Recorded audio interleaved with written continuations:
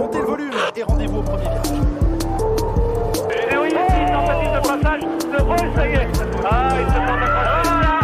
C'était prévisible, c'était prévisible. Et Prost est champion du monde s'ils ne réussissent pas. Voilà, à repartir. Voilà, c'est là où il veut y aller. Il y va, et il passe, et il se touche, et il s'accroche, et il merde. Okay, Lewis, it's hammer time. accélère. Toto? Yes. It's called a motor race, okay? Sorry? We went to car racing. It is unbelievable, guys. Can we do this for another 10, 50 years together? On a le droit de faire des erreurs, c'est un principe de base, c'est dans les erreurs qu'on apprend. Quand on fait 2 fois les mêmes erreurs, là c'est qu'on n'a pas appris. Bonjour à toutes et bonjour à tous, bienvenue chez Barbecue F1 sur Barbecue Sport Club. J'espère que vous allez bien, c'est un plaisir de vous retrouver. On vous remercie de nous suivre et de nous écouter. Alors, de quoi allons-nous débattre après ce week-end à Las Vegas pour le 22e Grand Prix de la saison? Vous avez bien entendu, 22e Grand Prix, ça veut dire qu'il ne reste que 2 Grands Prix. On se rapproche de la fin. Eh bien, on va parler de quoi? De Verstappen, Las Vegas encore une fois, ou alors de McLaren, disqualification au plus mauvais des moments, ou encore, je sais pas moi, de Mercedes qui est bien solide là maintenant avec Russell et le petit Antonelli. Ou encore, je ne sais pas, alors il n'y a plus de supporters officiels Ferrari maintenant qui participent fréquemment aux émissions, ils ont renoncé, mais en tout cas Ferrari, on dirait le cheval ne cabre plus, c'est peut-être ça. Et puis après, les quelques franchises du paddock à suivre après ce Grand Prix de Las Vegas. Autour de moi, Jacques Lafritte, pour parler de tout ça et de plein d'autres choses, évidemment, surtout pas du Grand Prix, comme le suggérait Takuma. On retrouve nos experts en fond plat. J'ai bien nommé Suzanne Lou. Ça fait longtemps, Suzanne. Comment ça va? Ça va bien. Moi, j'ai redressé mon fond plat après quelques petites disqualifications, mais c'est bon. Je me suis mis des roues de Hummer, donc je suis quasi sûre de passer au prochain Grand Prix. Ouais. Au moins pas de disqualification, pas de DNF. Retour aussi de Takuma. Comment vas-tu, Takuma?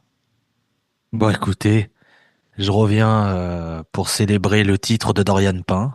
Donc écoutez, je suis très content, puisque c'est le vrai événement du week-end. Hein.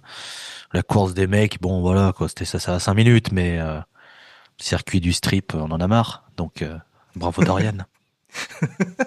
Ok, et puis avec nous Lance Niol qui est présent avec nous avec cette soirée de Ligue des Champions de foot. Je sais pas si le PSG joue, mais je crois qu'il y a l'Olympique de Marseille peut-être, non? Ouais, Paris c'est demain, c'est Marseille qui joue sa vie et qui est en train de trépasser, hein, parce que malheureusement pour eux, ils sont menés 1-0 par Newcastle. Il y a de très beaux tifos, mais bon, apparemment ça en a mis plein la tête aux joueurs et ils ont oublié de jouer au début. D'accord. Non mais ça rapporte pas de points. Ça rapporte pas de points. Il y a pas beaucoup de tifos en F1 sur les bords de circuit. Peut-être que il faudrait proposer ça me dit pas grand-chose. À part les fumigènes orange des fans de Max, il y a pas grand-chose, oui, en Formule 1. C'est assez sage. Ok. Enfin, sauf peut-être les Italiens. Mais ouais, on va dire que les grands prix en Italie, à Monza, sont en deuil. Le cheval cabré, c'est plutôt un petit poney en ce moment, donc. Ok. Alors, on va peut-être pas commencer par Ferrari, mais est-ce qu'on commencerait pas par parler de l'éléphant dans la pièce qui est cette disqualification de McLaren à l'issue de ce Grand Prix. Peut-être pour poser un peu les choses, on avait eu une victoire de Verstappen qui a mené tout le Grand Prix alors que il n'avait pas fait la pole, mais évidemment il était passé devant Norris très vite dans le premier tour et puis on l'avait plus vu du tout. Et puis Norris se mettait deuxième et puis il a pas réussi à rattraper Verstappen et puis de toute façon ils se sont fait disqualifier. Donc tout d'un coup ça fait 25-0 pour notre ami Verstappen qui depuis la rentrée scolaire il a mangé du lion, Maxou. Qu'est-ce que tu as pensé, Takuma, de cette histoire de McLaren qui se fait disqualifier? C'est pour cette histoire de fond plat justement. Piastri, on en parle moins parce qu'il est toujours ça va toujours pas très bien de son côté. Qu'as-tu pensé de ce fait un peu technique alors que il y a quand même 10 écuries, et eux ils jouent le titre, en fait ils sont un peu en contrôle en théorie, et ils se retrouvent avec ce genre d'énormes coups durs. De ce que je lisais, pas mal de gens qui disaient que McLaren savait au début du Grand Prix qu'ils allaient jouer avec les limites et que ils allaient passer tout proche ou se faire disqualifier. Donc c'est tombé dans la disqualification. On l'a vu à un moment, il y a un gros plan où c'est Piastri qui dépasse je sais plus quelle voiture et tu vois des étincelles très très fortes sortir du bas de la McLaren. Donc je pense que le réglage était fait pour qu'elle soit très basse. Bon, elle était trop basse du coup. Ils ont toujours joué avec avec les limites. Hein. McLaren, c'est comme ça que tu gagnes des titres. C'est en jouant avec les limites de toute façon. Donc bon, ils ont joué, ils ont perdu. C'est voilà, c'est bien fait pour eux. Ils ont la chance d'avoir un petit matelas quand même pour que ce soit pas trop rédhibitoire, mais il faut pas non plus trop laisser ce genre de d'opportunité à Max Verstappen qui lui n'en demande pas tant. Et pour revenir rapidement sur Piastri, on m'enlèvera pas de l'idée qu'il n'est pas devenu nul du jour au lendemain et que je pense que la décision de rendre la place à Lando Norris de manière assez injustifiée après l'erreur au stand de McLaren, je pense que ça l'a tué. Je le dirais. Mais je pense sincèrement que moralement, ça l'a foutu au plus profond du trou dans lequel il peut être parce qu'il a compris très vite qu'il serait pas le numéro 1. Je pense sur ce move et je pense que ça lui a mis un vrai coup alors qu'il avait il avait montré de très belles choses et on le voit depuis, il n'y arrive plus. Il n'y arrive plus et je serais pas surpris aussi que McLaren soit un peu plus côté Norris en termes de développement de voiture, etc. Ça se joue pas à grand chose, mais tu mets des petits trucs bout à bout et ça peut attaquer la confiance d'un pilote. Donc c'était un premier vrai test pour lui cette saison. Piastri, on voit que voilà, il se fait entre guillemets un peu marcher dessus par Zak Brown qui a très très vite pris parti pour Lando Norris. Donc bon, c'est aussi pour ça je pense que pas mal de gens ne veulent pas de Lando Norris champion. C'est que je pense que tous les à côté avec Zak Brown, avec McLaren, la gestion, tout ça, je pense que ça le rend très antipathique. Et c'est aussi pour ça qu'il y a un gros retournement de veste des gens qui se rendent compte que finalement, Verstappen champion, c'est pas si mal. Donc, faut que McLaren fasse très attention à pas tout perdre sur le titre pilote, puisque bon, le titre constructeur, il monte depuis 4 ans, donc ça va. Mais enfin, voilà. Voilà sachant que j'ai découvert au réveil que McLaren s'était passé, parce que j'ai vu la course en direct, j'ai un peu regretté. Et je suis allé me coucher tranquille et tout, et je me lève et je vois les messages. Ah, disqualification de McLaren. Qu'est-ce que c'est? Comment ça? Qu'est-ce que... Donc bon, ça a été une petite surprise, on va pas se mentir. Ok. Et toi, Suzanne, tu penses quoi de cette situation du côté McLaren? Alors, Takuma a insisté sur le fait que Piastri, il y avait un truc qui clochait, qu'on pouvait pas devenir pas bon du jour au lendemain. On pouvait pas, voilà. C'est vrai qu'à l'heure actuelle, on a vraiment, alors que Piastri était devant son coéquipier, là vraiment, il y a même plus de, que ça soit en qualif ou en course, on le retrouve plus. Ça arrive cet incident technique. On a l'impression quand même que du côté des dirigeants de McLaren, que ça soit Stella ou Brown, c'est vrai qu'ils sont pas trop au soutien de Piastri, mais même par rapport vis-à-vis des pilotes, c'est un peu, on peut se poser la question. Comment tu vois cette situation, toi, chez McLaren? Est-ce qu'il n'y a pas encore un énième coup dur vis-à-vis par rapport à Verstappen? Est-ce qu'ils sont pas réellement en danger pour la course au titre? Parce que je rappelle que maintenant, on a 24 points d'écart entre Verstappen et Norris, sachant que Verstappen est à égalité avec Piastri. Comment tu vois les choses? Est-ce que nos pronostics qui annonçaient Norris gagnant il y a déjà pas mal de barbecue F1 sont pas en train de s'effondrer? J'ai du mal à comprendre pourquoi c'est maintenant qu'ils viennent jouer avec la réglementation. Qu'il l'ait fait pour obtenir le titre constructeur, c'est normal, Takuma l'a dit, on gagne aussi en jouant avec les limites de la réglementation et ils l'ont très bien fait cette saison. Là, c'était carrément superfétatoire. Enfin, ils ont déjà le titre, il faut qu'ils sécurisent leur titre pilote.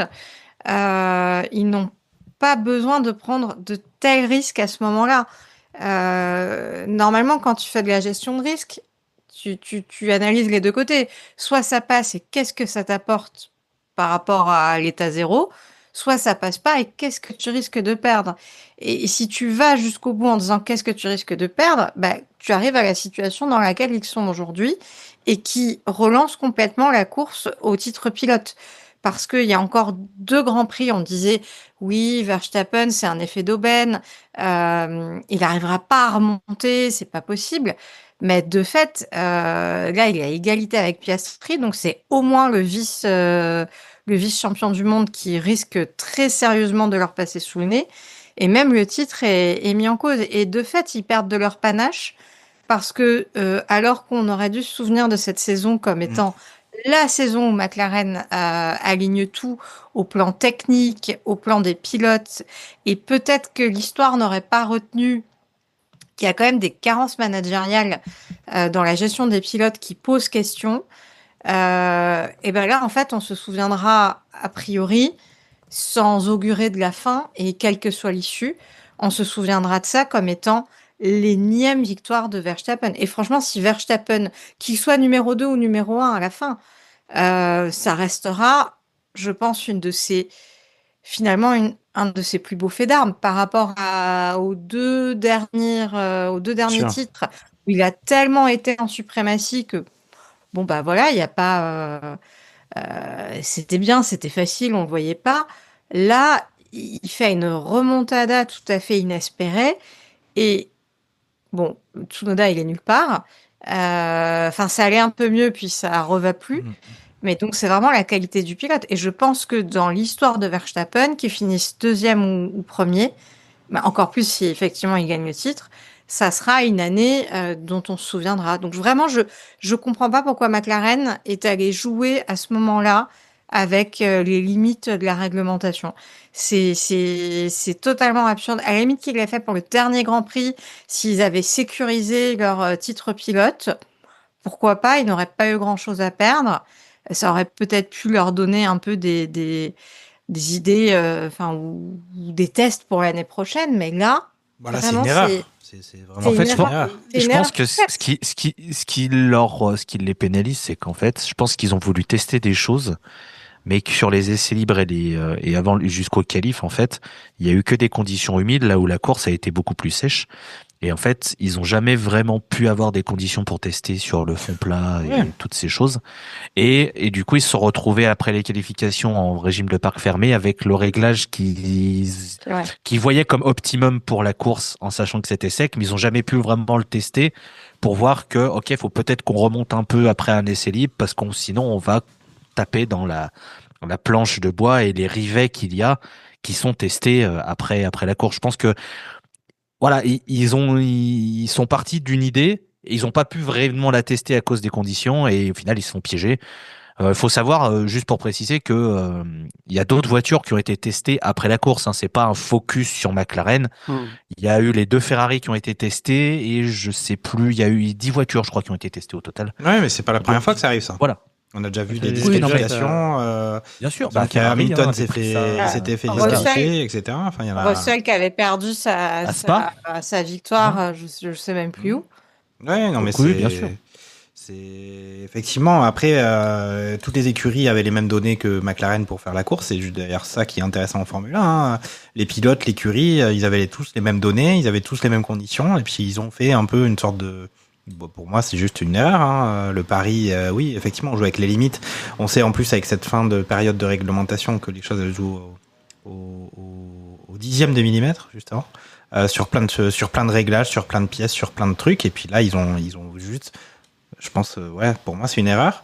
Est-ce que tu veux compléter ton propos, Suzanne, ou je vais laisser la parole? Ouais, moi, il y a juste un truc. Alors, la course pour Soudeur, je l'ai regardée en 2 fois, parce que je l'ai regardée au réveil, et puis finalement, c'était compliqué avec mon fils. Il a neigé en Île-de-France, et du coup, il voulait jouer dehors, et c'était plus tenable. Et puis, il en avait marre de ne pas voir Charles Leclerc, parce que j'ai donc découvert qu'il pense que Charles Leclerc s'appelle Charles Leclerc. Lui, il est toujours tifosi. Moi, j'ai abandonné. Ça y est, c'est fini. Mais donc, j'ai regardé la deuxième partie de la course le soir. Donc, ça casse un peu le rythme. Mais j'avais fait attention à ne pas regarder les infos. Enfin, voilà, j'essaie de me protéger pour pas avoir l'issue. Donc, je ne savais pas qu'il y avait eu disqualification. C'est quand même un miracle d'avoir tenu jusqu'à 20h comme ça. Mais je me souviens que juste avant d'éteindre le matin, je me suis fait la remarque que il y a quand même vachement d'étincelles sous la voiture de Piastri. Est-ce qu'elle n'est pas abîmée? Et quand j'ai repris le soir, j'ai dit, il y a même, je crois qu'à un moment, c'est Julien Febro qui dit, il y a un problème avec le fond plat de Piastri parce que ça étincelle de partout. Et en fait, bon, a priori, c'est juste ça. Mais donc en plus c'était clairement visible quoi. À un moment de la course, effectivement, il était aussi illuminé que le reste du circuit de Vegas quoi. Où j'ai quand même vu des lampadaires clignotants un peu partout. C'est quand même assez. Bref, ça aussi, c'est un concept dont on peut parler. Ok. Bon, après on retiendra tout de même que tu as utilisé le terme superfétatoire. Je pense que c'est une première dans l'histoire de barbecue F1. Donc c'est plutôt cool. Eh bien, Lance, toi, comment tu vois cette situation chez McLaren, sachant que là, on peut dire que oui, ils ont peut-être tenté le truc à se dire on a de l'avance, mais en fait, tant qu'un titre n'est pas gagné, en plus, c'est Max Verstappen qui est le loup affamé derrière. Il faut peut-être un peu essayer de se calmer et marquer les quelques points qui manquent pour que ça le fasse. On avait vu aussi encore une course pas ouf de Norris alors qu'il avait été pas mal en qualification, son syndrome du premier tour qui était revenu. Il y a quand même cette sensation que McLaren il coince sévère sur cette fin de saison. Ça a peur de gagner a priori côté Papaye. Et même avec ça, quand a priori, quand les gens, enfin quand côté McLaren, ils ont appris la disqualification, il y a eu un grand sourire de la part de Piastri. Donc déjà dans le fait que lui, je pense que pour lui la saison elle est terminée. Le fait que d'être disqualifié et de voir Max, parce qu'il a le même nombre de points que Max, ils sont tous les deux à 24 points. Donc, techniquement, de plus. Piastri est toujours aussi dans la course pour le championnat. Donc même si dans les faits, ils n'ont pas leur destin entre leurs mains, parce que même si tous les deux gagnent les grands prix et la course sprint et que Norris est juste derrière, Norris est quand même champion. Donc à voir si on a du suspense jusqu'au bout.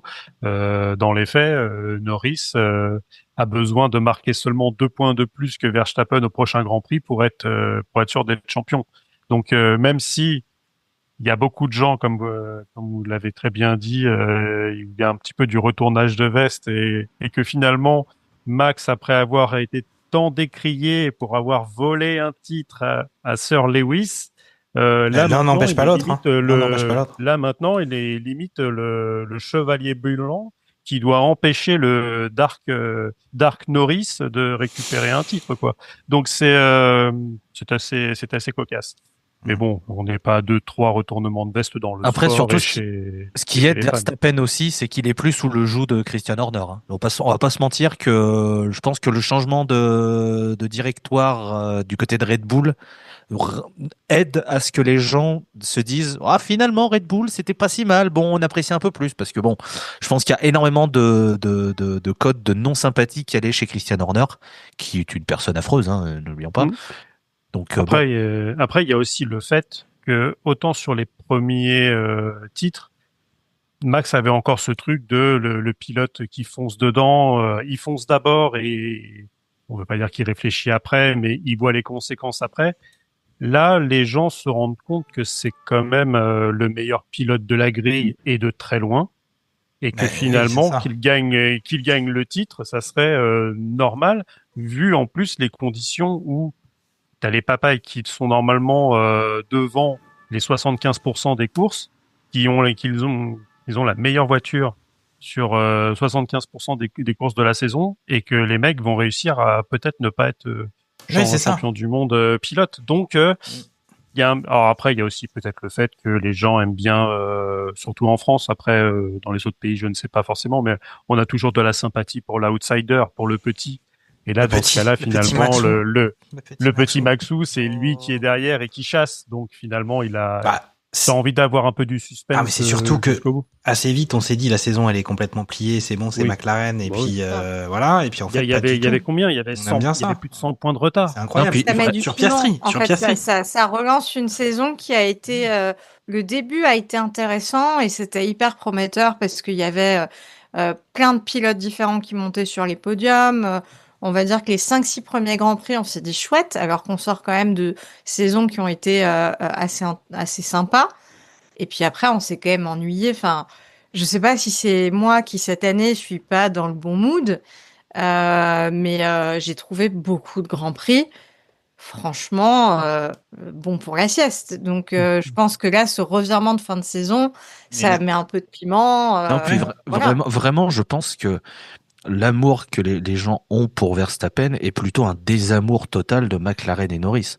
Parce Ouais. que Piastri a pas la même cote de C'est vrai. désamour que Norris peut dégager, notamment vis-à-vis de ce que peut faire Zak Brown, enfin tout ce qu'on a pu voir. Je pense que si Piastri était leader à ce moment-là, bon, Verstappen reviendrait, il y aurait quand même, je pense, un discours de c'est un sacré retour, ce sera un sacré titre, mais il y aurait moins cette volonté qui gagne. Là où je pense qu'il y a énormément de gens qui même s'ils n'aiment pas Verstappen, ils préfèrent voir Verstappen gagner plutôt que Norris parce qu'il y a un vrai désamour autour de Lando Norris. Ouais. Voilà, on va voir comment ça va se dérouler. C'est sûr que ça donne un peu de piment pour les deux courses de fin de saison, malgré le fait que ce soit sur deux circuits qui sont quand même des rompiches ambulants. Faut quand même se le dire. Le circuit du Qatar, ça va être une procession, et le circuit d'Abu Dhabi, bon, il est un peu mieux il est un peu mieux maintenant avec les modifications qu'ils ont fait sur 2-3 virages. Il reste un peu mieux. Bon, enfin bon, c'est quand même pas, on n'est pas sur le circuit du siècle, le circuit du siècle non plus, il faut bien se le dire. Donc après, pour McLaren, je pense qu'ils vont arriver au Qatar avec le maximum de précautions, justement en disant bon, on évite de trop aller dans l'extrême sur les choix aéros, etc. On va essayer de marquer le plus de points. De toute façon, ils sont dans la catégorie des meilleures voitures.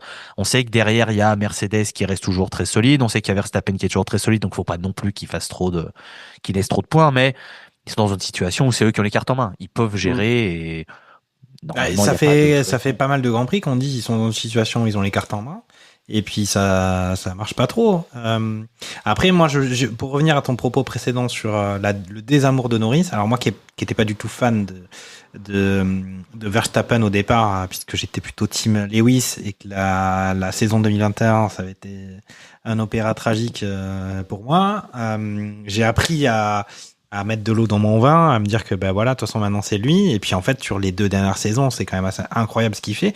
Et la différence c'est vraiment, il y a rien à dire sur le fait que ce soit le meilleur pilote actuel. Il y a aussi de loin. Il y a aussi une différence, comme le disait Lens, il y a aussi une différence dans l'attitude de Verstappen qui est beaucoup moins tête-à-claque et insupportable qu'il l'était à son début de carrière, où il avait tout pour être l'antagoniste détestable qu'il adorait être. Méchant, maintenant, tu le vois, il est beaucoup plus il a mûri. sans rire. Il a mûri, mais il a quand même ce côté un peu acide, mais il est moins méchant dans ce qu'il fait. Tu sens qu'il est voilà. On se rappelle quand même, je sais pas Moi, si j'ai l'impression. Pardon, je sais pas si vous vous rappelez qu'il y a eu cet incident avec Russell, je sais plus, c'était il y a pas cette saison, hein. Ouais, et il y aurait pas eu ça, il serait encore plus proche de Norris que. Alors après, on se dit, on peut pas avoir, les qualités sans les défauts ou des choses comme ça, mais en fait, s'il s'était pas énervé aussi contre Russell cette saison, il aurait pu être encore plus proche. Vas-y, Suzanne. Mais là, peut-être. En faisant un peu de psychologie de comptoir. J'ai quand même l'impression qu'une fois qu'il a passé son premier titre, il y a quelque chose en lui qui s'est apaisé dans sa rage, dans son acidité même parfois. Enfin, le mec était un peu corrosif et pas au sens sympa du terme. Il vieillit, donc il mûrit. Je pense il prend confiance. Et je pense que vraiment, enfin moi j'ai eu l'impression que dès lors, alors même que franchement, je souhaite à personne, même pour lui, c'est pas à la hauteur de son talent d'avoir gagné le titre dans les conditions dans lesquelles il les a gagnés, alors même qu'il le méritait sur la saison, il n'y a pas de doute là-dessus, mais la façon dont ça s'est fini, c'est même pour lui, je trouve que ça entache son premier titre et c'est pas juste pour lui non plus.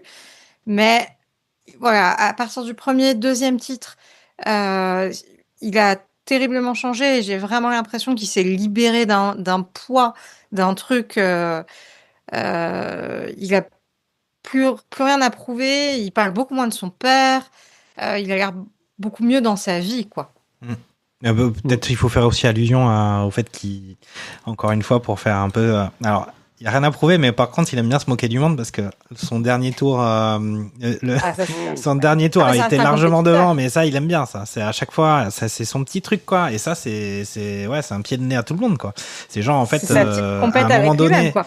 Et puis, il y a eu des blagues aussi, quand même, sur le fait que il disait à Norris, à la radio, les gars de McLaren disaient, vas-y, double Russell, tu vas rattraper Verstappen. En fait, il a pas du tout rattrapé quoi que ce soit de Verstappen, au contraire. Et puis, en plus, Verstappen, il montre à tout le monde à la fin qu'il arrivait sous la semelle.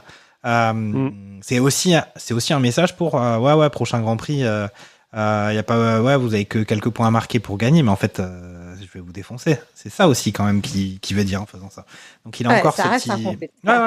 Ouais, mais il y a de l'orgueil quand même.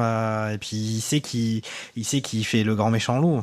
C'est ça qui est marrant là. Ouais, il marque son territoire. Il a déjà commencé avec ce dernier tour à faire des tours de circuit sur le Qatar, quoi. Donc, mais c'est très bien vu de sa part. Là, on a vu aussi sur ce premier virage où finalement Norris essaye de faire une max. En essayant de passer, de vraiment lui fermer la porte, etc. Sauf que lui, Max, il s'est freiné à un premier virage sans partir à la faute. Et donc, au final, il a essayé de faire du Max, mais c'est toujours difficile de copier l'original sans être à côté de la plaque. Donc, à l'arrivée, il perd même la seconde place. À l'arrivée, ils sont aussi à côté de la plaque, quoi. Voilà, c'est ça le truc. Ouais, c'est ça. Il a même perdu sa deuxième place vis-à-vis de Russell. Et là, il a perdu du temps. Il a essayé de revenir. D'ailleurs, c'est là où on voit aussi qu'il sentait qu'ils n'avaient pas les fesses très très propres côté McLaren, parce qu'il essayait absolument de revenir sur Max. Et d'un seul coup, on a vu l'écart se creuser. Ils ont largement ralenti. Ouais. Et ils finissent avec quasiment, je crois, même sans Max qui bourre à la fin pour récupérer plusieurs meilleurs tours d'affilée, notamment le dernier. Il y a quand même un grand écart. Tu te dis, qu'est-ce qui se passe côté McLaren? Normalement, tu gardes un petit peu de rythme quand même pour finir la course. C'est bien de finir avec la clope au bec et le bras sur la portière, fenêtre ouverte, mais c'était bizarre. Et là, tu te rends compte que oui, ils mettaient ils essayaient de moins mettre de pression sur la voiture pour moins solliciter le fond plat. Et à l'arrivée, ça se joue au dixième de millimètre, hein, mais à 0,869 millimètres, je crois. Donc vraiment pas loin. Donc, bon, voilà. Vas-y, Takuma. Mais c'est les deux. Ouais, Takuma a rappelé qu'il n'y a pas que les McLaren qui sont passés sur le banc de contrôle, donc bon. Non, oui, d'ailleurs, là-dessus, c'est que les gens ont tout de suite appelé au complot. Oui, voilà. Et rapidement, il a été dit que Max aussi était passé, parce que quoi qu'il arrive, le podium est inspecté. Donc, Russell a été inspecté et Max aussi. C'était pas que les McLaren Qu'est-ce que ça aurait été artificiellement du suspense sur les deux dernières courses. C'est inspecté tout le temps, c'est juste que la plupart du temps, il n'y a pas de difficulté et que en fait, les gens ne savent pas ou ne cherchent pas à savoir qu'il y a des contrôles aléatoires, mais quand même majeurs et permanents. Et bon. Voilà. Et après aussi, la FIA, comme d'habitude, a encore fait des choses. Autant là, elle applique la réglementation. Mais dans son application des pénalités, c'est tellement variable que ça. Ah oui. Est-ce que tu évoquerais peut-être Liam Lawson, peut-être sur ce Grand Prix? Peut-être. Mais ça alimente du coup l'image effectivement de quelque chose. Et puis je sais pas si c'est une impression que j'ai ou si c'est juste qu'à chaque fois que l'enjeu devient plus fort, on y est plus sensible. Parce que en fait toute l'année ils ont été. De toute façon, ça fait 2 ans qu'ils sont complètement aléatoires. Mais j'ai quand même l'impression qu'ils sont sévères, invariablement sévères d'ailleurs. Enfin variablement sévères. au fur et à mesure que les enjeux sont forts. Et donc, en fait, appliquer la réglementation, ils l'appliquent et ils ont l'air de l'appliquer d'ailleurs plutôt strictement, même si je comprends pas toujours. Mais on dirait qu'il y a quelque chose de conjoncturel dedans. Et dans ces cas-là, c'est déjà déformer le règlement, quoi. C'est déjà un complot. On sait que Non, même pas, je sais pas. On sait que le règlement, tout du moins les pénalités, sont attribuées ou non. Normalement, ça, tu ne dois pas en tenir compte, mais avec les conséquences des choses. Bah oui, mais... On l'a vu sur les divers Grands Prix passés. poser... Tu fermes la porte, tu te tapes contre un autre pilote. Si le pilote continue et qu'il a à la limite un petit bout d'aileron avant pété, et on a vu que bizarrement certaines Formule 1 allaient plus vite avec un bout d'aileron avant en moins qu'avec. Donc on va peut-être un jour remettre en compte le boulot des aérodynamiciens. Mais et voilà. Et là, moi, c'est vrai qu'on va peut-être en parler. Moi, sur le premier tour, j'ai guetté les pénalités pendant tout le Grand Prix. J'ai fait. Donc Lawson, en fait, il prend pas le virage, il fait un tout droit. Il anéantit la course de non, c'est Bortoleto. Enfin bref, les deux en plus, ils y vont. Il cartonne 3 ou 4 voitures Gasly, il s'était bien qualifié, sa course est totalement anéantie. Ça profite juste à Hamilton qui passe à l'avantage d'être dernier. Voilà. C'est l'expérience, en fait, tranquille. la force de l'expérience. Voilà. Et là, tu te dis, en fait, c'est quoi? Parce que finalement, Lawson, il a abîmé son aileron qui est à moitié passé sous la bagnole. Donc, ouais, mais finalement, vu qu'il a été lui-même pénalisé. Mais bon, après, j'ai compris. Alors, c'est qui? C'est Lawson ou Bortoleto qui a 5 places de pénalité sur la prochaine? Voilà. Bortoleto. C'est-à-dire si Bortoleto il prenait pas de pénalité malgré le fait qu'il ait abandonné, là il y avait scandale parce qu'il est arrivé en bowling. Oui. Il est arrivé de Phoenix tellement il est arrivé de loin. N'importe quoi. Il venait de Renault. Mais clairement. Je voulais poser la question à Takuma parce qu'il n'était pas là pour en parler. Et je pense que Suzanne non plus. C'était par rapport à justement cette pénalité qui avait marqué les esprits contre Piastri avec la relance de course et au final il a pris combien de 10 secondes 10 secondes, avec la Antonelli. Qu'est-ce que vous en avez pensé, vous? Parce qu'au final, c'est vrai que là, on se dit premier tour de course, donc, au final, c'est let them race, il n'y a pas de pénalité, on peut faire n'importe quoi. Ça avait été surprenant, justement, en tout cas, ça avait prêté à discussion, cette pénalité sur cette relance pour Piastri. Qu'est-ce que vous en aviez pensé, vous? Bon, c'est un scandale. C'est un scandale, d'autant plus quand tu vois que Lawson, il a rien, en fait. Vraiment, c'est qu'à la limite, il serait hyper strict. Enfin, déjà, c'est beaucoup trop fort, 10 secondes, je trouve. Mais s'il le faisait à chaque fois pour tous, pourquoi pas? La FIA est très sévère et c'est le tarif. Mais il y a eu tellement des relances de course où Max a pas vraiment joué le jeu. Il y en a eu plein. Il a jamais été sanctionné. Lawson, il est pas sanctionné. Enfin, c'est tellement aléatoire que du coup, ça perd tout sens. Et encore une fois, quand tu prends en compte les conséquences, bah oui, mais quand tu prends en compte les conséquences, par nature, tu appliques le règlement le déformant. Soit il intègre en son sein quelque chose qui prévoit un peu comme des seuils d'indemnisation, je sais pas, enfin, qui prévoit la prise en compte des conséquences, et dans ces cas-là, principe de pollueur-payeur. Voilà, un petit pollueur-payeur. Soit c'est pas prévu, et dans ces cas-là, tu appliques la règle bêtement et méchamment. Enfin, c'est... Okay. C'est déjà déformer la réglementation. Et à partir de là, tu crées tout ce qui fait que... c'est le cas dans plein d'autres trucs. C'est ce qui fait qu'après, les gens n'ont plus confiance. Ça alimente le complotisme ou les accusations de corruption, ou peu importe. Enfin, la FIA n'est pas fiable en tant que juge parce qu'on ne comprend pas ses décisions, qui pourtant, à mon avis, sont pas... elles sont pas délirantes, c'est pas au petit bonheur la chance. C'est juste que, selon le contexte, ils interprètent différemment, ou en tout cas, ils prévoient des clauses d'exonération qui sont comprises de personne. Et donc, il y a un vrai sujet. Et franchement, on se plaignait de Michael Masi Ouais, c'est pas beaucoup mieux. pour de bonnes raisons. Mais sur un autre registre, c'est clairement pas mieux. Hein. Ok. Ok, après avoir taillé en costard à la FIA, peut-être qu'on va passer à la Scuderia Ferrari.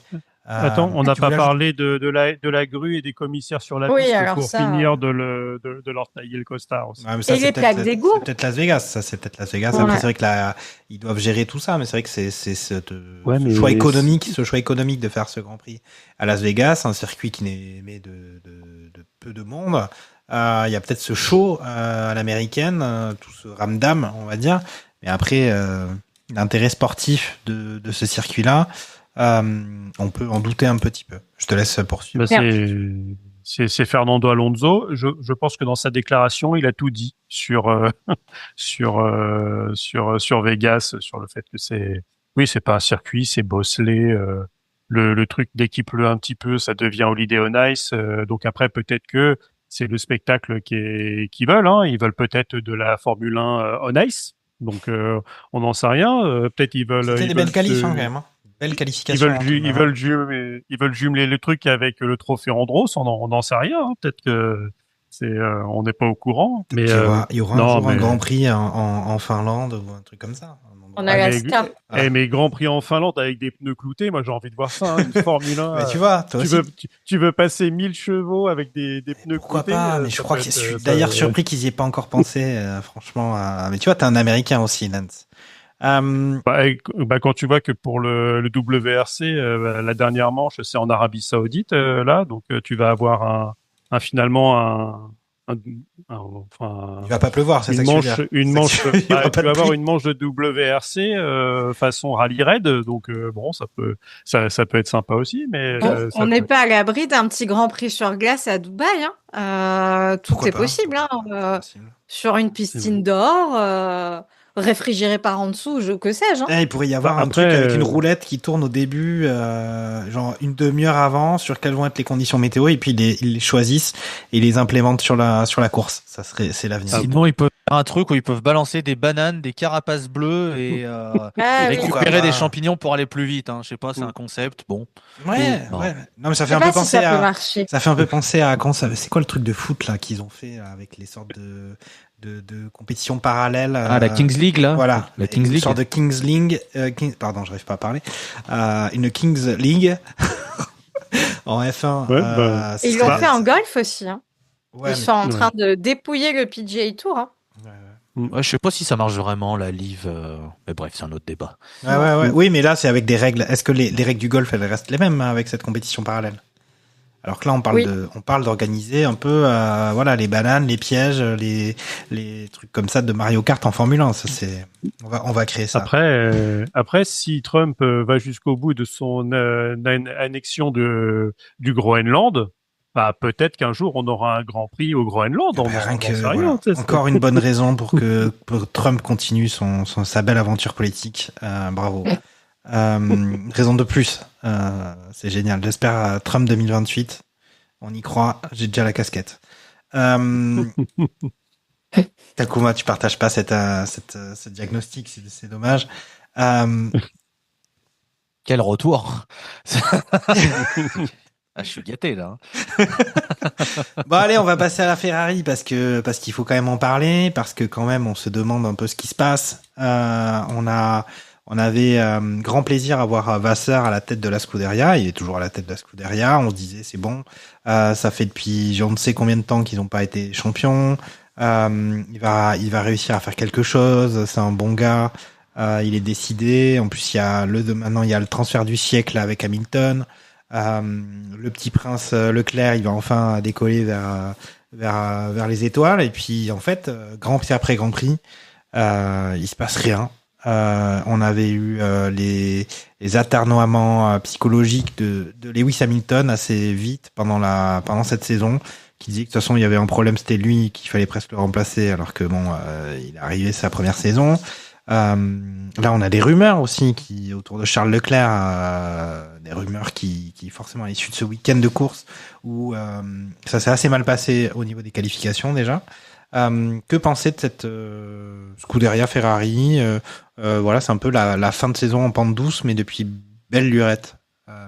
Ça fait 20 ans que c'est la fin de saison en pente douce. Enfin, je sais que moi, enfin, bref, c'était mon écurie et Lewis, c'était mon pilote. Donc, j'ai rêvé. Je pourrais accrocher cette photo iconique d'ailleurs dans mon bureau, je pense. Mais non, parce qu'en fait, cette petite tenue noire, finalement, c'est une tenue d'enterrement. On enterre les deux, l'écurie, le pilote, tout. Non, c'est tragique. Déjà, enfin, quand ça a commencé là avec les interviews, je crois que c'était à l'issue des essais libres, oui, c'était avant les qualifs ou avant là, où Leclerc dit non, mais c'est bien, on peut gagner, c'est une course pour nous, donc il y a de l'espoir. Là, ils nous sortent tous les deux le même discours, mot pour mot. Je m'attendais presque à voir la meuf rousse de la com qu'on voyait dans Drive to Survive saison 1 qui venait leur dicter les trucs parce qu'ils ont récité exactement les mêmes choses sur John Elkann. Non, mais je le connais, c'est une façon de nous challenger. Non, enfin non, personne n'a envie de voir ça dans la presse. Bref. Et puis alors là, c'est la débandade, quoi. Lewis, je pense que... Il fait 8e en partant 19e. Hein. Ouais, enfin bon, il fait 8e en partant 19e parce qu'il y a 6 voitures qui... Il s'avère qu'en fait, il était trop loin du crash pour être impacté et qu'il est passé au milieu, il a même pas fait un move incroyable. C'est juste qu'ils se sont tous cartonnés devant lui et que du coup, il est passé. L'intelligence du départ de pas foncer comme un tabasu au premier virage comme a pu faire Bortoleto ou Liam Lawson, et il a profité du fait que il y a eu bowling au premier virage. Et voilà, il faut aussi y jouer avec les conditions de course aussi. On va quand même pas lui reprocher de prendre des places parce que les autres se sortent. Après, mais je lui reproche pas. Mais on peut lui reprocher d'être dernier en qualif. Non plus, on peut lui reprocher d'être dernier en qualification. Il y a eu de la chance. C'est 100% du fait de course.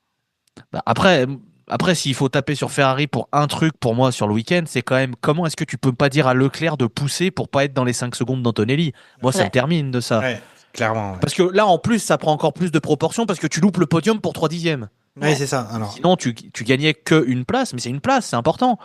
Et t'as l'impression que sur la fin de course, il a perdu tellement de temps, c'était pas compréhensible. Il faut quand même juste expliquer que... à l'heure actuelle, Ferrari, là maintenant, ils sont 4e au classement constructeur, mais ils sont largués complets. Sachant que donc on a Mercedes. Ils sont largués, ils sont à 13 points de Red Bull. Oui, non, mais ils étaient deuxième avant. Ils étaient deuxième avant. Ils ont perdu 2 places en 3 grands prix. C'est énorme. Mercedes sont à 431. Red Bull, ils sont à 391. Donc déjà, il y a 40 points d'écart. Et Ferrari sont encore derrière Red Bull avec 378. Donc il y a 13 points d'écart. Ils ont 53 points de retard sur Mercedes. Il reste 2 grands prix. Enfin, voilà, je sais pas. Takuma, t'as l'air bien décidé à penser qu'il y a de quoi faire. Charles Leclerc, il marque des points, mais c'est pas ouf. Hein. Là, faut imaginer qu'ils ont Charles Leclerc finit 4 et Hamilton il finit 8. En fait, il y a eu les McLaren qui se sont fait virer, donc c'est aussi ça qui fait que c'est pas complètement pas ouf. Mais c'est difficile. Enfin voilà, peut-être que tu peux argumenter, bien évidemment, mais c'est un peu ça n'allait pas très très fort et ça continue de se dégrader. Comment toi tu vois ça, Non, mais ça continue de se dégrader, oui, parce qu'il y a aussi un push des autres équipes qui sont plus fortes aussi, c'est totalement. Après, on sait pas à quel point Ferrari a aussi passé ses financements, ses envies, etc. sur l'an prochain. On le sait pas non plus. Est-ce que dans leur vision, ils se sont dit, quitte à ne pas faire grand-chose sur cette saison, tu finis un peu plus bas, tu finis 4e, t'as plus de soufflerie, t'as plus de moyens. Si tu le sens bien pour la saison prochaine, c'est bête, mais c'est un petit détail qui peut te permettre d'arriver en 2026 avec un peu plus d'avance par rapport à des écuries qui sont juste devant toi, qui sont pas si loin en plus quand tu regardes finalement, à part McLaren qui semble avoir un avantage sur cette saison. Mais bon, Red Bull, ok, c'est Verstappen de Formula One Team sur cette saison, à voir sur la saison prochaine avec Isaac Hadjar, puisqu'il semblerait être le coéquipier de Verstappen. Et Merco, bon, le duo est très bien établi, ça travaille, c'est tout droit, on sait, on connaît.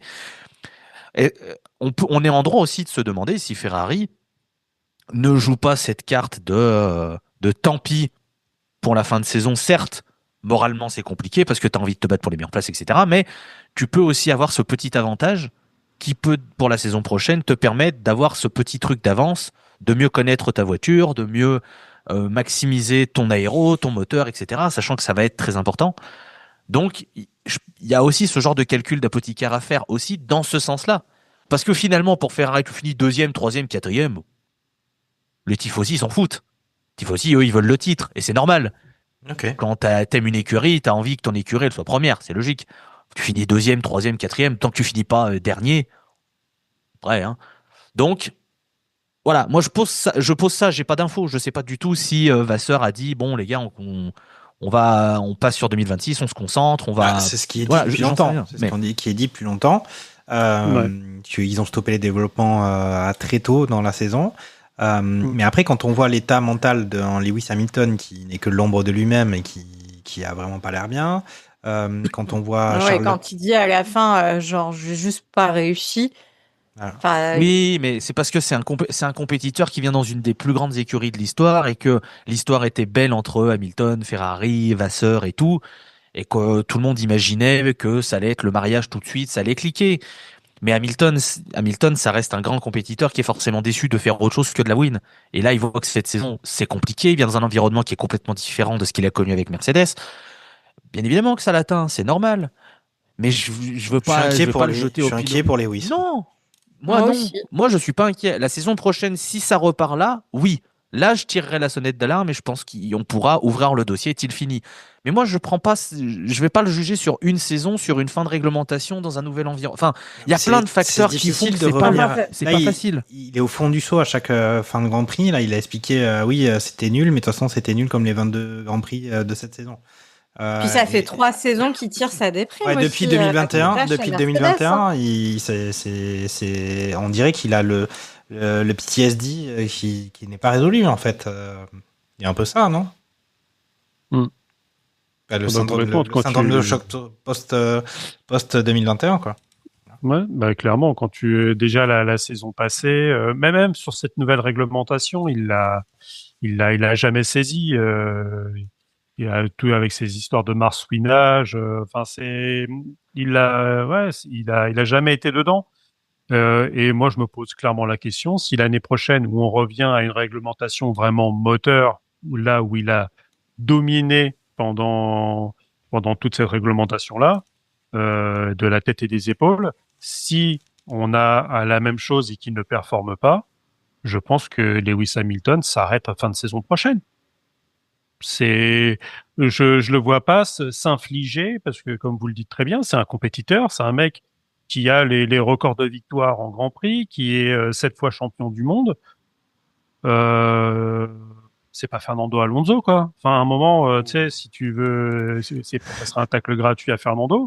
Mais là, t'as envie de lui dire, Fernando, avec ton Aston Martin, tu fais rien du tout. Pourquoi tu continues encore à conduire, à part aimer ça?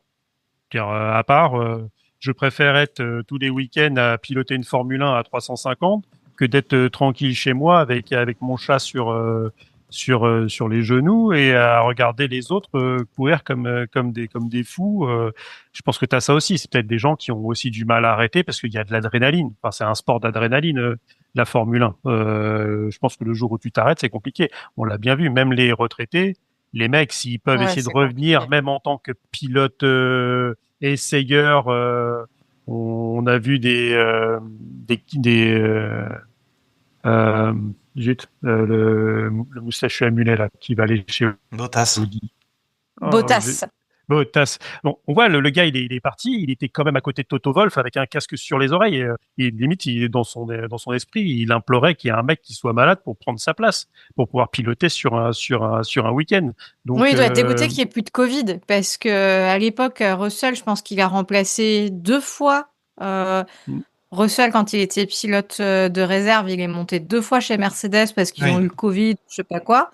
Là, depuis qu'il n'y a plus le Covid et que personne se casse deux doigts, il se passe rien, quoi. Bah, apparaître pilote, troisième pilote chez Aston Martin, où t'as Stroll qui peut faire une chute de vélo. Bon, à la limite, Après, c'est aussi une solution. Après, Alonso, Mais, il a dit, ouais, Alonso, il a quand même dit que voilà, il restait 2 Grands Prix, que ça serait des courses de célébration pour lui, parce qu'il piloterait plus la MR25. C'est quand même assez marrant, mais ça veut dire quand même qu'il est motivé pour l'année prochaine. On voit pas Hamilton, en fait, il pourrait dire ça. Il pourrait dire, là, c'est la fin de saison, ça serait presque rassurant pour lui, qui disent, j'en ai marre de cette voiture, ou vivement la saison prochaine, et là, mais non, même pas, il a l'air complètement passif. C'est un peu Mais il a même pas, enfin, même à l'époque où il était encore chez Mercedes, hormis la première saison avec Russell, la saison d'après, il l'a même pas dominé comme il aurait dû le dominer. Pourtant, moi, j'adore George Russell. Vous vous moquez de moi d'ailleurs quand je vous ai dit ça, mais Georgie, moi, je l'aime on se moque pas chez Moi, j'aime beaucoup Georgie, mais normalement, Hamilton, il aurait dû lui mettre, surtout avec une voiture non dominante, en fait. Il y aurait dû avoir un écart énorme entre eux, et il était clairement pas. En fait, il y a eu quelques faits brillants d'Hamilton à certains moments qui a fait que, en termes de points, il l'a distancé. Mais hormis certaines courses où il avait un panache incroyable et on retrouvait un peu notre Lewis de d'habitude, c'était pas. Et donc, j'ai l'impression que petit à petit, il lâche un peu. Et quand on pense que fin 2021, enfin avant de perdre son titre, il envisageait partir. Il a failli prendre sa retraite. Finalement, il est resté en partie à cause de ce. Enfin, il avait re-signé avant, mais. Il aimait bien signer au dernier moment, alors que. Ouais. Mais non, mais il devait avoir un plus grand rôle dans F1 le film. Il a renoncé à des projets perso pour continuer sa carrière. Et il a continué dans des conditions qui sont pas à la hauteur du champion qu'il est. Et sauf que effectivement, ça donne pas l'impression d'avoir un esprit. Enfin, je vois plus le compétiteur en lui. Je l'entends pas en tout cas, mais j'espère qu'il va revenir. Parce que c'est le meilleur de tous les temps. Presque, enfin un des meilleurs de tous les temps. Mais c'est dommage parce que on va rester sur, enfin si on reste sur ces 3 années vraiment mitigées d'Hamilton, de sa souffrance mentale aussi parce qu'on la voit, on l'entend. Ben je trouve que ce sera, ben, c'est dommage quoi. À la limite j'aurais préféré qu'il s'arrête avant. C'est dur de s'arrêter, hein. Bah oui, enfin j'ose pas imaginer à quel point c'est dur. Quel que soit le sport ou la politique. Quand t'es en ouais, bah les politiques, dans un sens, ils peuvent être sanctionnés. Donc tu peux les arrêter. Mais ouais, mais c'est terrible pour eux hein, quand ils perdent leur mandat. Enfin, pour avoir connu des anciens députés dans le cadre du boulot, ils bossent pas du tout dans la politique, mais en fait, ils te disent du jour au lendemain, tout s'arrête. Tu n'es plus personne. Et c'est extrêmement violent et je pense que c'est pareil pour les sportifs, surtout des mecs qui ont une aura. Enfin, Lewis Hamilton, c'est pas Bottas, quoique Bottas c'est quand même une star des réseaux sociaux, mais à sa petite échelle. Mais bon, Hamilton, c'est Hamilton quoi. Au final, c'est Carlos Sainz qui fait la pub pour. C'est le nouveau shampoing quoi. Après le shampoing, maintenant c'est la crème pour avoir bonne mine quoi. Ok. Ouais, alors juste on va en clôturer, on va en finir avec Ferrari. Les rumeurs Leclerc chez Aston Martin, on pourrait faire j'y crois pas comme au bon temps de P2J, mais ça vous dit quoi ça, ces rumeurs-là? C'est juste parce qu'il est en train de négocier son contrat, Charles, ou c'est juste parce qu'il voilà, on tire sur l'ambulance? Vous avez un mot à dire sur ça ou? À la place de qui? À la place de Stroll? C'est drôle ça. C'est pour ça, c'est à la place de qui? C'est parce que je sais pas si Fernando, on disait il était motivé. Il y en a un, bah voilà, on sait tous qu'il a un CDI, qu'il aimerait, je sais pas si j'ai l'impression qu'il aimerait être ailleurs qu'à un Grand Prix de Formule 1. Enfin, je sais pas. Peut-être qu'avec Lewis, ils parlent dans la coulisse, tous les deux, sur leur mallette. Je ne sais pas. Mais bon, de toute façon, tu sais, tout est envisageable, hein. Quand on a pu dire que Max était pisté par Mercedes, bon après, t'as Lewis chez Ferrari, Max chez Mercedes et Charles chez Aston Martin. j'ai envie de te dire, bah voilà, le game, il serait plié. Hein, ça serait une silly season comme il faut. Mais franchement, tu peux tout envisager. Si t'arrives au bout du contrat, ou alors si tu casses le contrat, c'est que t'as mis la somme en face. Les mecs, ils peuvent signer partout. Hein. Enfin, je sais pas si aujourd'hui il sent que Ferrari n'est pas capable et ne sera pas capable de lui offrir. Parce que pour le coup, je pense qu'avec une réglementation moteur, tu sais assez rapidement si tu vas te traîner une caisse à savon pendant 4 ans ou pas. Donc, bon, après, tu peux bien sûr avoir des améliorations moteurs, mais le gros sera là. Je vois pas une écurie repartir avec une feuille blanche si le moteur a pas bien fonctionné et bien sûr la structure de la voiture tout autour. Donc, on sait jamais si Ferrari fait encore une 3e ou une 4e place et ne parvient pas à gagner un Grand Prix, que ce soit Lewis ou Charles. Bah, c'est possible qu'il rejoigne Buzz Leclerc du côté d'Aston Martin, quoi. Sans compter qu'il est quand même extrêmement bien payé chez Ferrari depuis longtemps. Il faisait partie des plus grosses rémunérations de la grille déjà en 2020-2021. Donc en fait, il n'y a pas tant d'écuries que ça prêtes à aligner une rémunération à la hauteur, parce qu'il est peut-être prêt à concéder un peu de rémunération dans la perspective d'un titre. Dans ce cas, il ira peut-être pas chez Aston Martin, quoique, enfin, la nouvelle réglementation nous le dira. Mais c'est sûr que Papa Stroll, oui, moi je l'appelle Papa Stroll, c'est sûr que Papa Stroll, il peut sortir le carnet de chèques. Donc c'est peut-être une piste. Et franchement, au bout d'un moment, je comprends. Déjà parce qu'en tant que pilote, je pense qu'à un moment, c'est comme partout, hein. Faut pas rester trop longtemps au même endroit sans avoir la bougeotte incessante, mais tu n'évolues plus si tu changes pas d'environnement. En tout cas, moi, je le crois très sérieusement. Et puis, les perspectives, elles sont pas incroyables. Alors, c'est sûr que l'année dernière, on disait, enfin, il y a 2 ans, oh là là, c'est là qu'on va voir si c'est un vrai bon pilote ou pas, parce que il va se faire bouffer par Lewis. Et c'est ça son challenge. Et effectivement, en termes d'ego, t'es censé être le bébé de la maison et on te colle Lewis Hamilton. Donc, c'est un petit peu, je le comprends tout à fait je le comprends tout à fait du point de vue d'un team principal, mais en termes de gestion RH, c'est pas facile à assumer vis-à-vis de celui qui est censé être ton numéro 1. Donc bon, fatalité, il n'a pas été inquiété plus que ça, mais dans une écurie qui dysfonctionne, qui lui a quand même fait deux trois trucs à un moment donné, ils étaient pas hyper réglo dans la relation Sainz-Leclerc. Bon, ils l'ont été avec aucun des deux d'ailleurs, mais ça dépendait des périodes. Bon, ça fait je sais pas combien de millions d'années qu'il est là-bas, c'est pas non plus illogique, et surtout là avec la frustration montante, il cherche à partir, quoi. Et ça m'étonnerait pas que Stroll, ça reste un homme d'affaires, hein, donc lui il place ses pions quitte à ne pas les saisir, mais Yes. Ok, enfin après voilà, c'est juste aussi effectivement le petit prince après toutes ces années, c'est plus tout à fait un petit prince, c'est ça aussi le truc avec Charles Leclerc et c'est pas déconnant que ces rumeurs-là sortent, qu'elles soient vraies ou pas.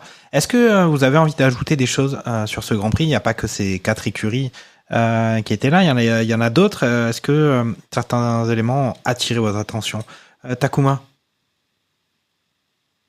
Que Carlos Sainz est en train de mettre une vitesse à Alexander Albon qui est dans un moment très compliqué du côté de Williams. Il faut reconnaître que c'est en train, on le dit, hein, que Williams ça progresse doucement mais sûrement, et que si les rumeurs de la qualité du moteur Mercedes se confirment, je pense qu'il faudra faire attention à Williams en outsider, parce que je trouve que ça travaille bien et que le duo Sainz-Albon, ça fait pas de bruit, mais c'est un duo qui peut vraiment faire de très belles choses sur une saison. Et là, Carlos Sainz, il fait 5e. Il maximise ce qu'il peut avec sa Williams parce qu'il n'est pas au niveau des Merco, des McLaren, tout ça. Voilà, on le sait. Mais il marque de gros points encore pour Williams qui continue de monter. Une Williams qui était plutôt jolie, moins que la V-Carb qui était vraiment sublime. Je trouvais la livrée de la V-Carb était incroyable, mais c'est un autre débat. Mais voilà, moi voilà, les précédents barbecues sont des preuves que je n'ai pas été tendre avec Carlos Sainz par le passé, j'assume. Mais voilà, il faut aussi. Enfin, Non, mais parmi d'autres. Non, mais il faut de manière aussi objective reconnaître quand il fait de bonnes choses.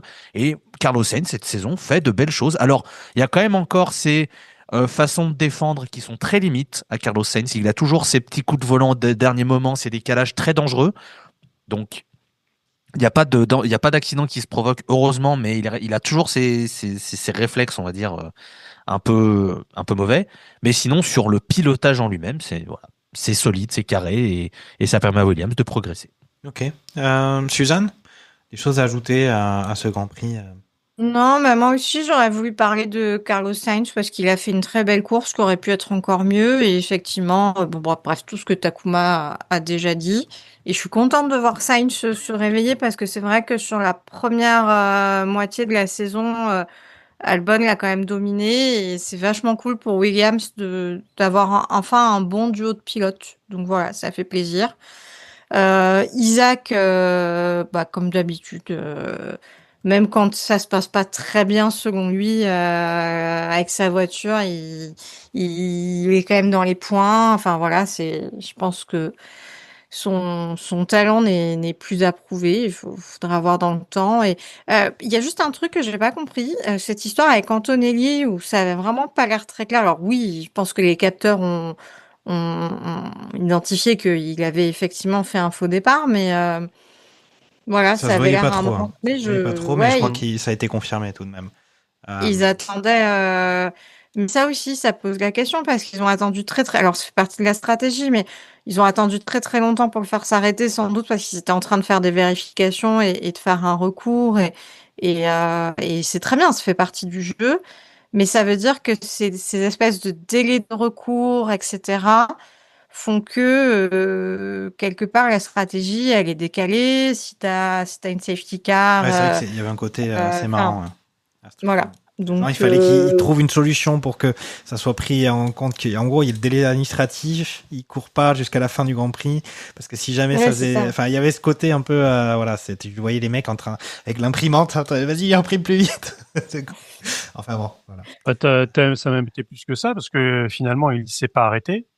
Parce que les 5 secondes sont tombées et que si il s'arrêtait, il devait servir la pénalité dans les stands. Alors ça que là, probablement conditionné la stratégie, et c'est cette stratégie aussi en fait qui a fait qu'il a fini parce que même avec les 5 secondes au final il terminait combien s'il n'avait pas eu la pénalité. Là techniquement il était quatrième. S'il n'y a pas la pénalité, il bouge pas parce qu'il finit à 7 secondes de Russell, donc il serait toujours derrière. Et il était devant Leclerc qui lui est pas passé devant, donc. il aurait fait. Ouais, il aurait fait P3. Ouais, voilà. C'est oui. Piastri. Si on enlève. C'est Piastri, mais. Ouais. Si on enlève, il y aurait eu Piastri, quoi. Ok, non, mais très bien.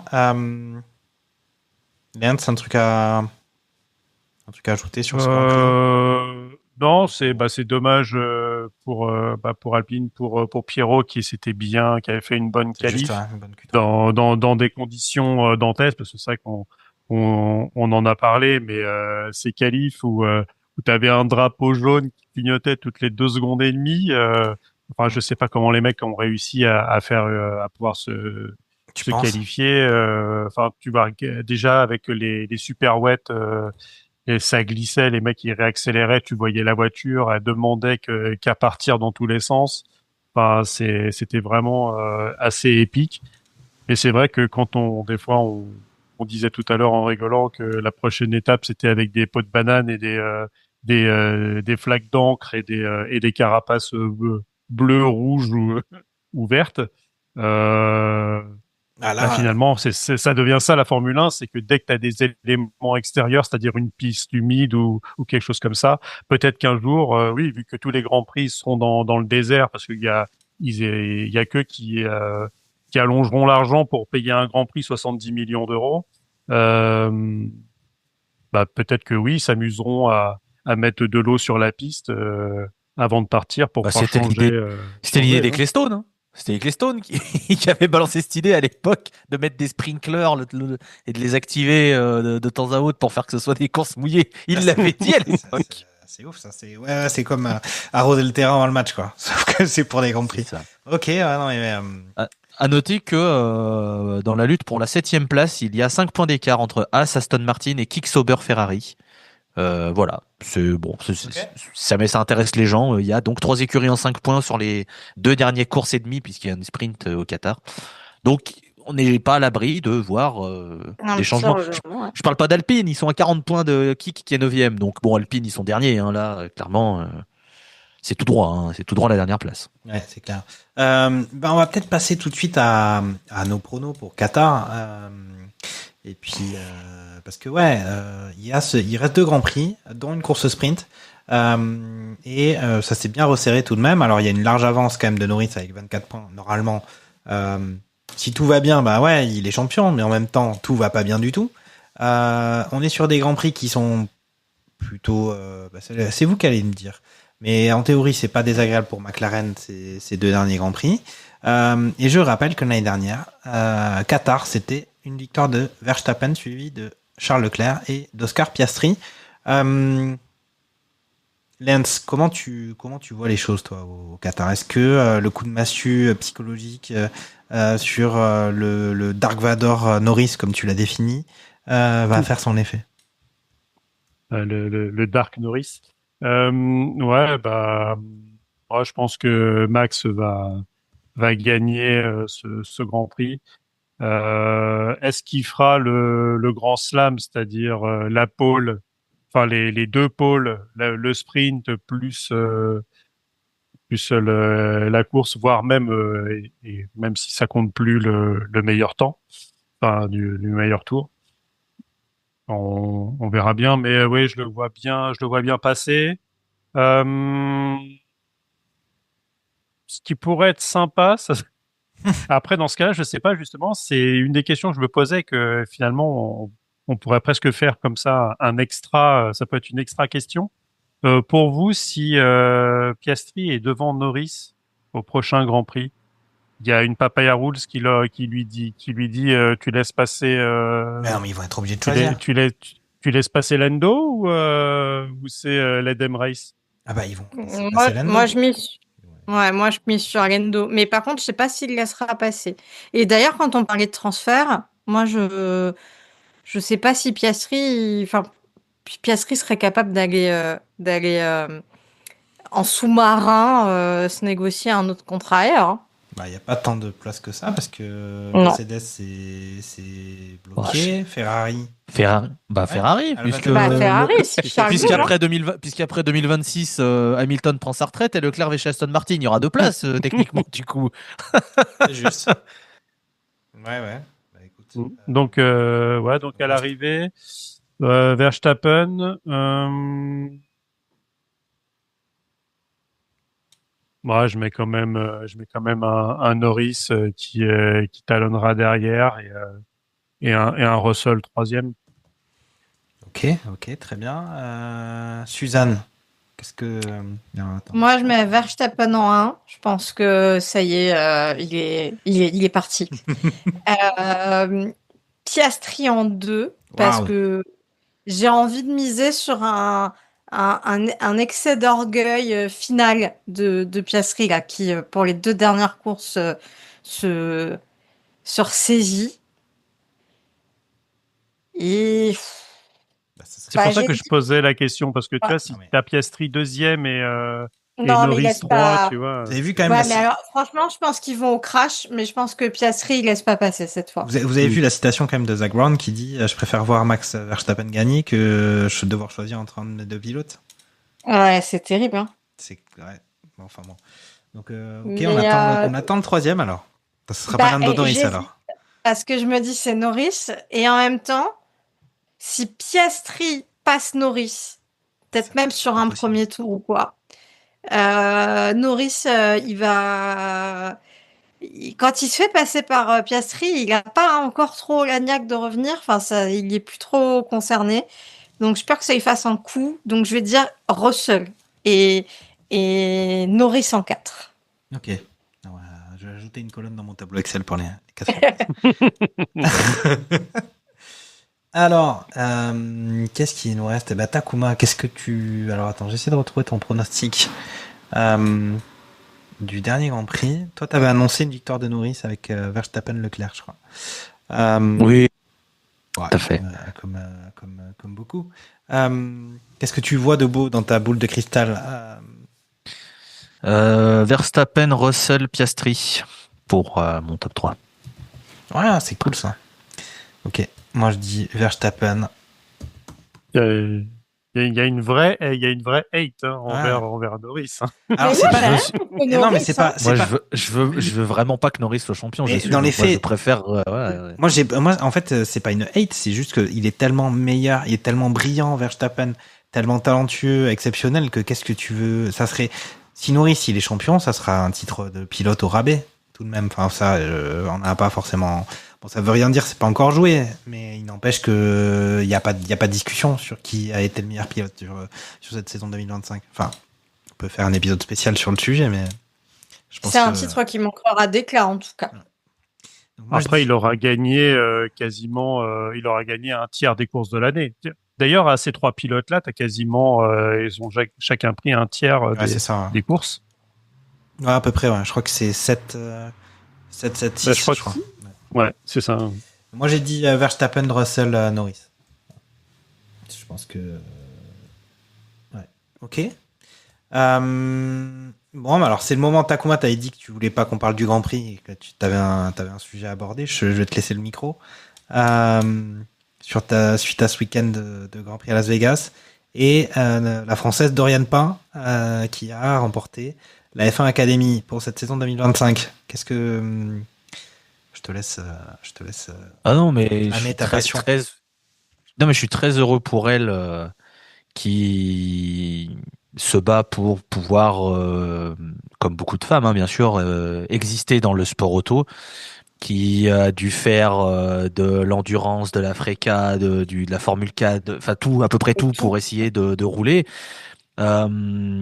Qui a la chance aussi sur la course, alors c'est la course au sprint, mais qui a la chance de voir Maya Veug se faire sortir, ce qui fait que elle gagne et ça lui offre un matelas pour la course principale et elle en profite pour derrière récupérer le titre. Maintenant, reste à voir ce qu'elle va faire l'an prochain, si elle va dans l'espèce de F4 de la FIA qui, j'ai peur, l'enterre un peu en termes de notoriété et tout ça.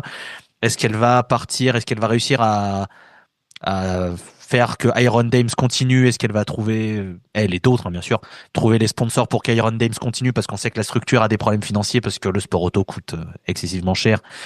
Et j'espère que Iron Dames pourra continuer et qu'elles auront de quoi briller dans les compétitions d'endurance en GT3 ou dans d'autres catégories. Mais en tout cas, ça fait plaisir à voir que Pocket Rocket, j'adore ce surnom, l'ait emporté. Je suis très heureux pour elle.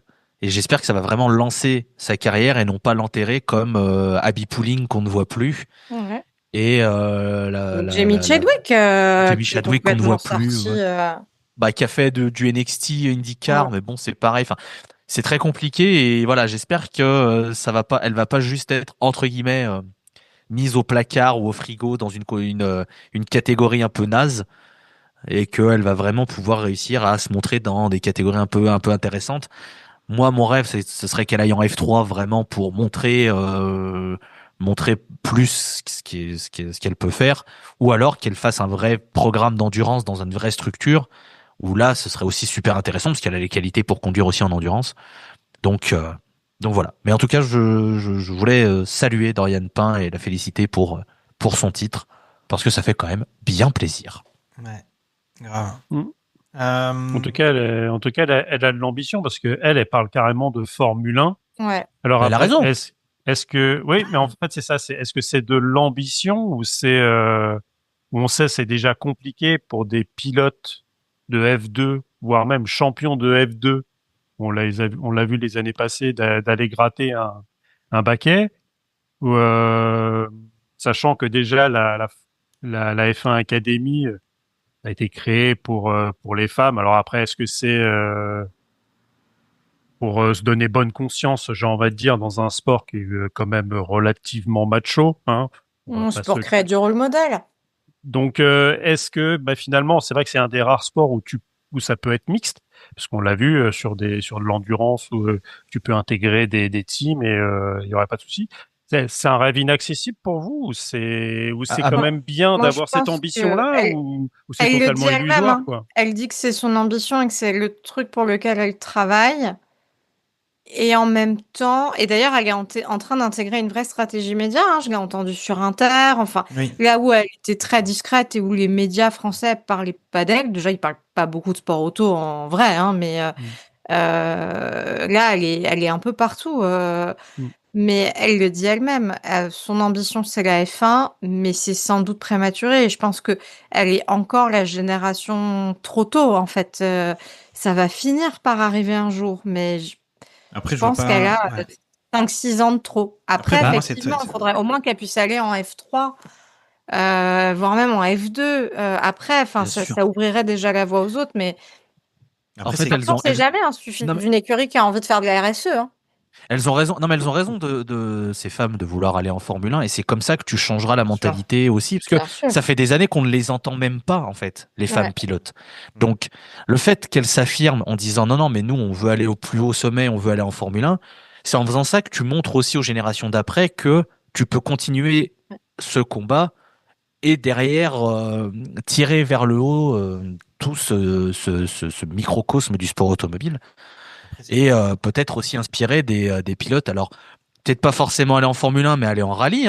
Faut pas oublier que le rallye aussi avait été une terre où Michel Mouton avait fait d'excellentes choses. Et c'est dommage de voir qu'il n'y a pas eu une suite à cette grande pionnière. Et il n'y a pas de raison qu'il n'y ait pas des femmes qui soient des excellentes pilotes de rallye.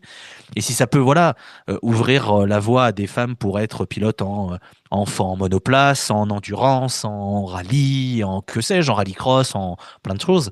Voilà, c'est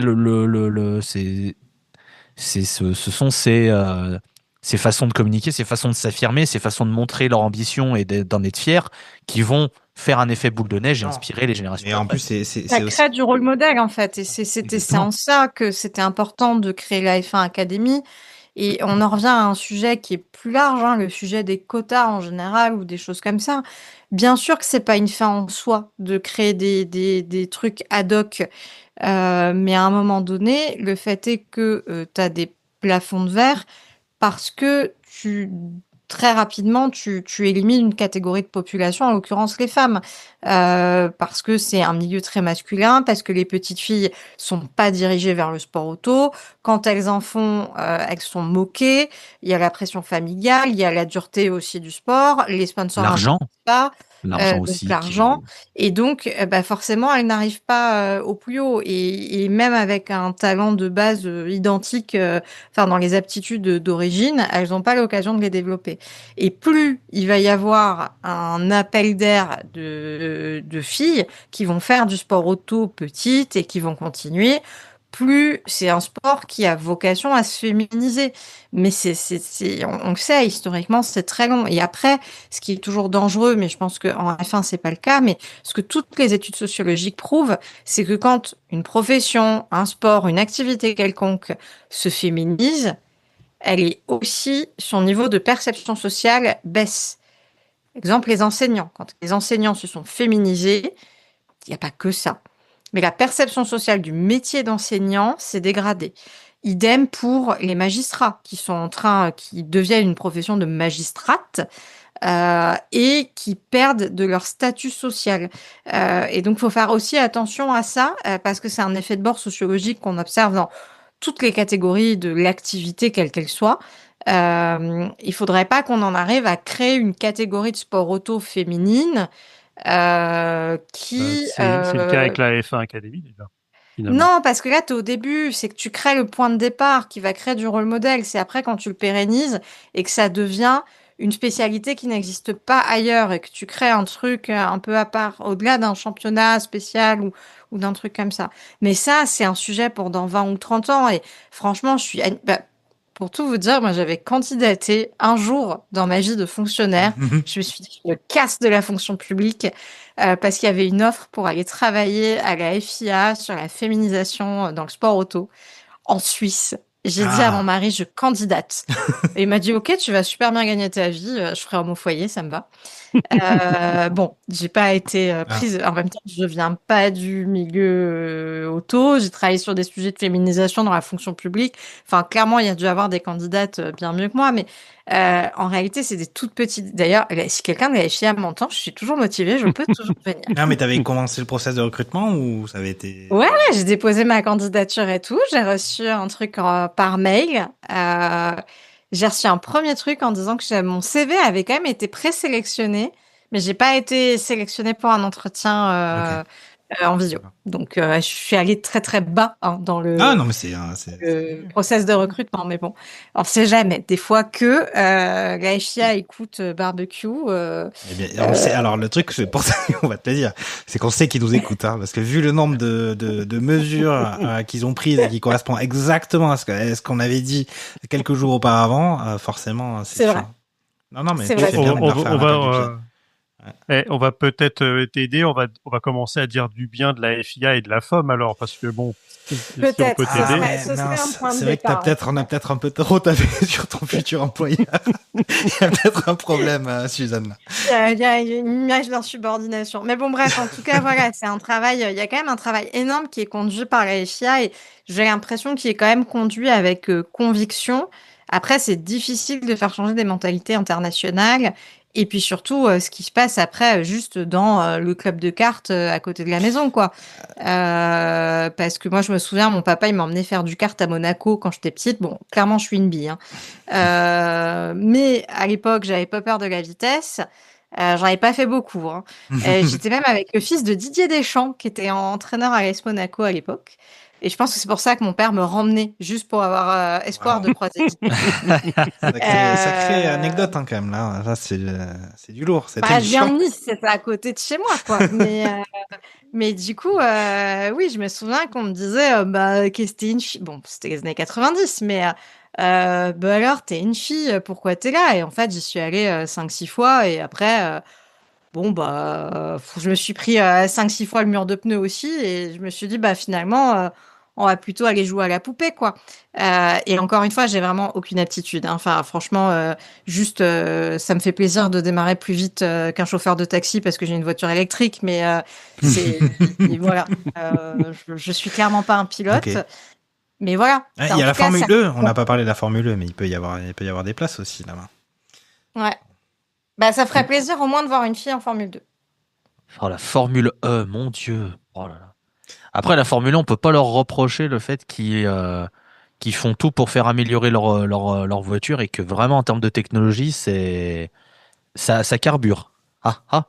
Mais ils font tout pour que ils font tout pour que les générations de voitures soient les plus efficientes possibles. Il faut quand même leur reconnaître ça, c'est que tu vois les premières générations et tu vois les générations de maintenant où ça pousse quand même. Hein, je pense que ça doit. Ouais, mais c'est pas incroyable à regarder.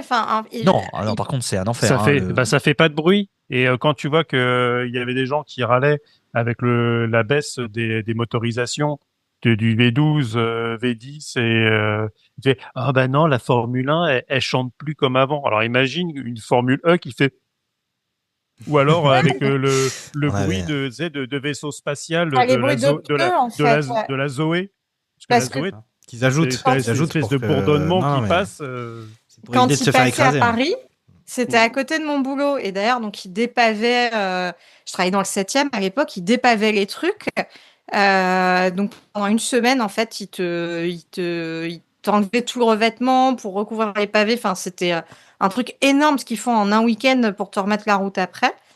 Et j'avais eu autorisation avec quelques collègues de rester au bureau le week-end pour assister depuis nos bureaux au Grand Prix de Formule E. C'était un peu chiant. Hein. Pourtant, on était aux premières, là, j'y passais sous notre fenêtre. Hein, mais c'est pas incroyable. Hein. Ok. Bon. Sur ces entrefaites, on va clôturer l'émission. C'était un plaisir de se retrouver, franchement. Vous nous avez manqué, Suzanne et Takuma.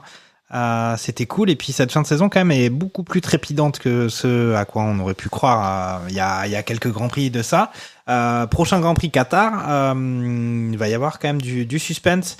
Ça peut, imaginons le dernier tour du dernier Grand Prix de la saison, ça m'évoque des souvenirs.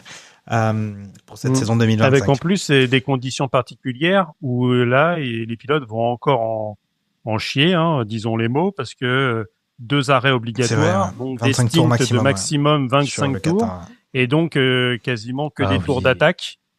Donc est-ce qu'ils vont sortir dans le même état que l'année dernière, c'est-à-dire comme des cadavres vivants? J'avais oublié ce truc de Pirelli là encore. On verra bien. Oh là là. Bon allez, c'était un plaisir. À la prochaine. Ciao ciao. Ciao. Ciao.